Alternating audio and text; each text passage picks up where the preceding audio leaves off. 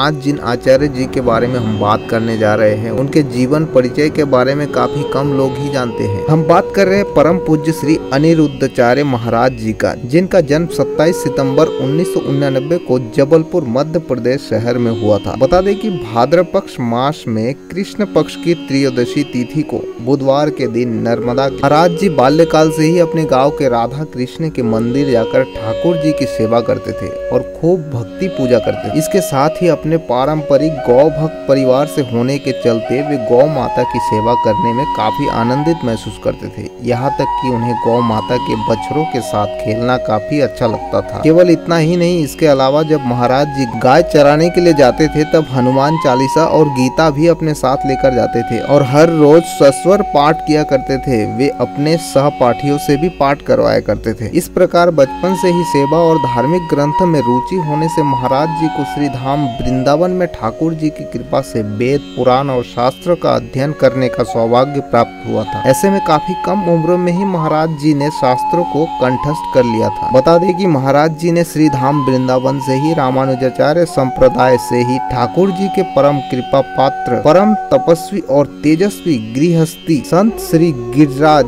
शास्त्री जी महाराज से दीक्षा प्राप्त की है। इसके साथ ही महाराज जी को अयोध्या से श्री राम कथा का अध्ययन अंजनी गुफा वाले गुरु जी से प्राप्त हुआ था। फिर अध्ययन संपूर्ण करने के बाद उन्होंने अपनी जन्म भूमि से ही पहली बार अपनी आवाज में श्री हनुमान जी महाराज से आशीर्वाद लेने के बाद कथा सुनाई थी। यह गौर करने वाली बात ये है कि अपनी जन्म भूमि में कथा सुनाने के बाद श्री महाराज जी हनुमान जी के महाराज से आशीर्वाद लेकर पूरे भारत वर्ष में सनातन धर्म की ध्वज को लहराते हुए इसका प्रचार प्रसार करते हुए लोगों के जीवन की दिशा और दशा को बदलते हुए भक्ति के रास्ते की तरफ निकल पड़े। भक्ति के साथ साथ श्री महाराज जी सेवा भी करते रहे और गरीब असहाय तथा जरूरतमंदों का सहारा बनते हुए कई कन्याओं की शादी करवाते हुए हमेशा सेवा में लीन रहे। वही अगर हम उनके पुण्य प्रयासों की बात करें तो 23 जनवरी 2016 को श्री गौरी गोपाल सेवा संस्थान समिति की नींव महू इंदौर मध्य प्रदेश में रखी गई। इसी सेवा भक्ति के चलते श्री धाम वृंदावन में वृद्ध जनों के आश्रय और उनकी सेवा के लिए 16 मई 2019 को गौरी गोपाल आश्रम की नींव महाराज जी द्वारा उनके